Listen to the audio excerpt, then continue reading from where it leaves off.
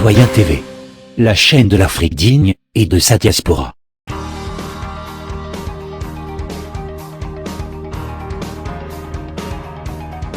Au sommaire, Côte d'Ivoire, RDC, France et pour finir, USA. Commençons tout de suite avec la Côte d'Ivoire. Vous êtes informé que la retransmission du procès du président Laurent Gbagbo se fera sur LGTV Info à partir de ce jour, jeudi 28 janvier 2016. Nous vous rappelons ce procédé qui permet de se connecter pour suivre en direct le procès du président Laurent Gbagbo avec les analyses des experts africains www.lgtv.info ou télécharger l'application dans Google Play en tapant LG Télé. Côte d'Ivoire toujours avec le collectif des avocats des victimes de la crise post-électorale. Depuis l'éclatement de la rébellion armée du 19 septembre 2002 en Côte d'Ivoire, le peuple ouest de l'ouest du pays continue d'en payer un lourd tribut des massacres de Guy-Trozon et Petit Diokoué dans la nuit du 31 mai au 1er juin 2005, au massacre dans le camp de réfugiés de Naïbli, survenu le 20 juillet 2012, en passant par ceux de Dioko-Carrefour, perpétré du 27 au 29 mars 2011, le peuple ouest a été marqué au fer rouge par des crimes dont les auteurs continuent de jouir de l'impunité que leur accorde le régime d'Alassane Ouattara. Jusqu'à ce jour, aucun d'eux n'a été inquiété par la justice ivoirienne pour les meurtres, viols, tortures et toutes les formes de violation des droits de l'homme commis sur des hommes, des femmes et des enfants innocents et sans défense. La procureure de la CPI, Fatou Bensouda, dont l'impartialité reste douteuse, continue de fermer ses yeux sur ces nombreux crimes commis par des rebelles et autres partisans d'Alassane Ouattara. C'est pour aider Fatou Bensouda à ouvrir ses yeux sur tous ces crimes que 1073 victimes ouest ont procédé à sa saisine par l'intermédiaire de l'association ARDEF et Solidarité ouest, présidée par Madame Martine Keïvao, aidé en cela par l'action efficace de Maître Abiba Touré. Tous les regards sont désormais tournés vers la procureure Fatou Bensouda.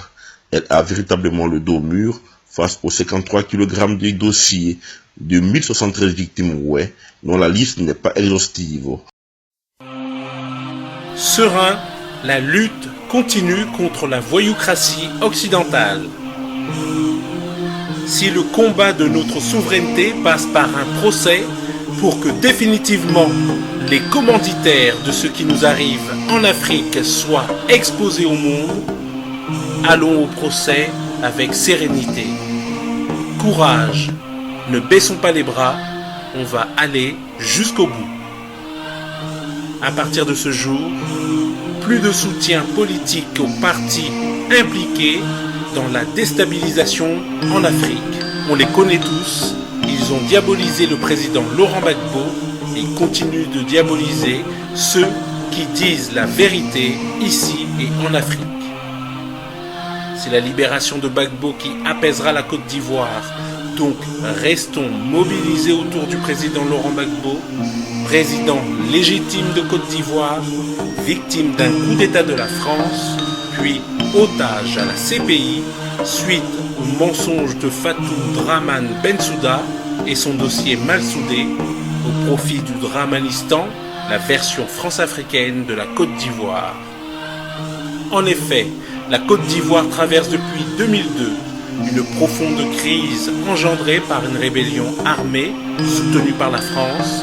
La situation s'est aggravée depuis que Laurent Gbagbo, président constitutionnellement élu et investi, a été livré le 11 avril 2011 par l'armée française à Ouattara et déporté le 1er décembre 2012 à La Haye, où la procureure Bensouda peine à réunir des preuves contre lui.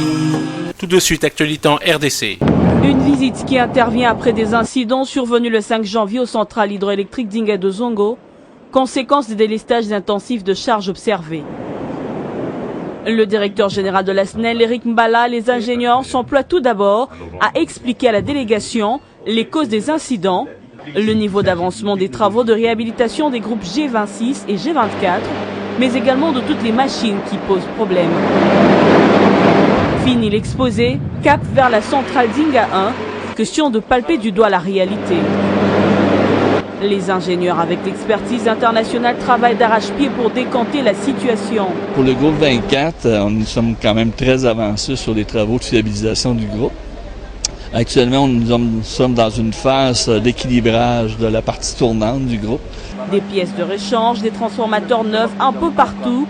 La SNEL reste déterminée à renouveler l'ensemble des machines. Toutes les dispositions sont prises et que notamment la mise en exploitation du groupe G27 pourra sensiblement contribuer à l'accroissement des produits pour que la desserte soit améliorée et augmentée. 2016 reste une année déterminante pour l'investissement de la SNEL, avec notamment la mise en service de la deuxième ligne Inga-Kinshasa d'ici fin mars prochain. C'est vrai que nous avons des difficultés qui sont arrivées en début d'année, qui ont perturbé complètement notre programme et perturbé la desserte. Mais nous confirmons donc à la clientèle et la population que nous sommes en train de travailler. En attendant que la situation soit décantée, la SNEL appelle au respect de délestages rotatifs ordonnés mis en place. Tout de suite, les titres de l'actualité en France. Taxis, enseignants, agriculteurs, tous avaient choisi ce mardi pour faire entendre leur colère. En froid avec Manuel Valls, Christiane Taubira laissera le Premier ministre présenter la réforme constitutionnelle. Le garde des Sceaux s'oppose en effet à la déchéance de nationalité. À moins d'un an de l'élection présidentielle américaine, le sulfureux candidat Donald Trump est en tête des sondages. Face à lui, Ted Cruz peut encore l'emporter. Et pour finir, Bonjour. actualité aux USA. Le président Obama vient de prononcer son discours sur l'état de l'Union 2016, qui est son dernier discours en tant que président des États-Unis. Et, comme on s'en doute, il a d'abord fait l'éloge de son propre bilan, et puis il a aussi affirmé sa vision du monde actuel. Alors là, c'est une surprise, parce que lorsque Barack Obama avait été élu, il s'était engagé sur le thème du désarmement nucléaire. Ça lui avait valu d'ailleurs le prix Nobel de la paix. Il a fait exactement l'inverse pendant ses 2 mandats. Et puis, il avait tenté de désamorcer les crises qui avaient été provoquées dans le monde arabe. Or là, son discours n'a rien à envier à ceux du général Tojo pendant la Deuxième Guerre mondiale ou du chancelier Adolf Hitler. Alors vous allez écouter un court passage et nous allons le commenter. I told you earlier, all the talk of America's economic decline is political hot air. Well, so is all the rhetoric you hear about our enemies getting stronger and America getting weaker. Let me tell you something. The United States of America is the most powerful nation on earth. Period. Period. It's not even close. It's not even close.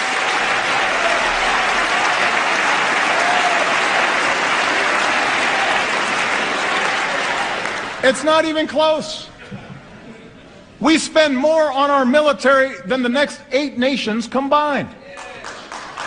Our troops are the finest fighting force in the history of the world.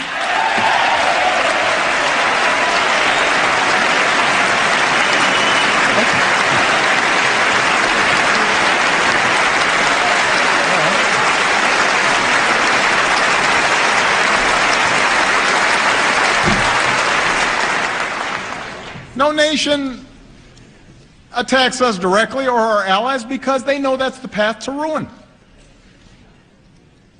Surveys show our standing around the world is higher than when I was elected to this office, and when it comes to every important international issue. People of the world do not look to Beijing or Moscow to lead, they call us. Tout vient d'être dit. D'abord, l'autorité des États-Unis provient exclusivement de leurs forces militaires. Ils ne prétendent plus attirer le reste du monde par leur réussite ou par leur sagesse. Ensuite, le président vient de dire que la position des États-Unis était plus élevée qu'au début de son mandat. Alors, d'après des enquêtes qu'il n'a pas explicitées, il peut dire ce qu'il veut. Toujours est-il que cette notion de position plus élevée est très révélatrice de la pensée stratégique des États-Unis. Habituellement, on pense que le but de la politique, c'est de développer son propre pays, c'est de nourrir ses concitoyens et de leur garantir la paix. Eh bien, lui, pas du tout. Lui, ce qu'il pense, c'est que les États-Unis doivent être les premiers, au-dessus des autres. Peu importe s'ils mangent ou s'ils ne mangent pas, ce qui compte, c'est d'être au-dessus des autres. Ça, c'est ce que M. Wolfowitz avait écrit en 91, lorsque le président Bush père lui avait demandé un rapport sur la stratégie des États-Unis dans un monde privé d'Union soviétique. Il avait répondu que les États-Unis pouvaient accepter de lourds sacrifices s'ils en imposaient de plus lourds à leurs alliés, puisque son but c'était d'augmenter la différence entre le premier de la classe et les suivants. Alors cette idée-là, bien, nous la voyons en pratique aujourd'hui avec l'Union européenne, où les États-Unis imposent à l'Union des sanctions vis-à-vis de la Russie, des choses qui sont très lourdes à porter pour eux, alors que eux-mêmes, aux États-Unis, commercent normalement avec les Russes. Et puis, il explique que son budget est le plus important de tous. Alors, en quoi le fait d'avoir un budget garantit la victoire? Est-ce qu'on peut acheter la victoire? Ça, cette idée-là, c'est celle de grands empires. C'est l'histoire de l'empire perse de Darius et de Xerxès contre les petites cités grecques d'Athènes et de Sparte.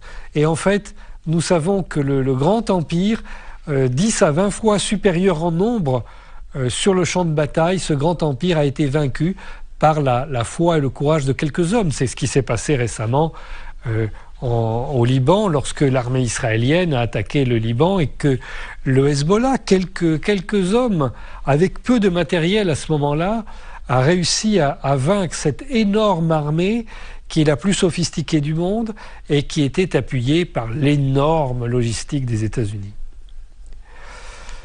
Et enfin, un dernier point, M. Obama a fait une allusion à la Russie et à la Chine en expliquant qu'il ne craint pas leur armée, mais cette manière de penser est en réalité du dépit, puisque la Russie et la Chine sont en pleine avancée technologique, alors que les États-Unis font du surplace depuis maintenant une dizaine d'années.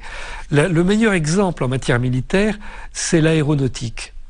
Les États-Unis préparent le F-35 de Lockheed Martin, un avion multirôle qui doit remplacer la plupart des avions de l'armée US. Et en fait, ils n'y arrivent pas. Ils ont vendu cet avion avant de le construire. Alors, il y a bien un avion qui vole, il a bien la forme prévue, mais il n'a absolument pas les caractéristiques qui étaient annoncées depuis le départ. Donc on refait les plans et pour le moment on n'y arrive pas et certainement on n'y arrivera jamais. Pendant ce temps, la Russie, elle, a fabriqué le Sukhoi 35, un avion d'une agilité incroyable, et puis la Chine a préparé le Chengdu J-10, qui est un avion plus furtif que les avions des États-Unis. Donc en fait, le budget qui est mis dans l'armée aux États-Unis est un budget inutile, puisque cette armée est technologiquement dépassée, et vous venez de le voir ici en Syrie, où les armes de brouillage de la Russie ont anéanti le système de commandement de l'OTAN.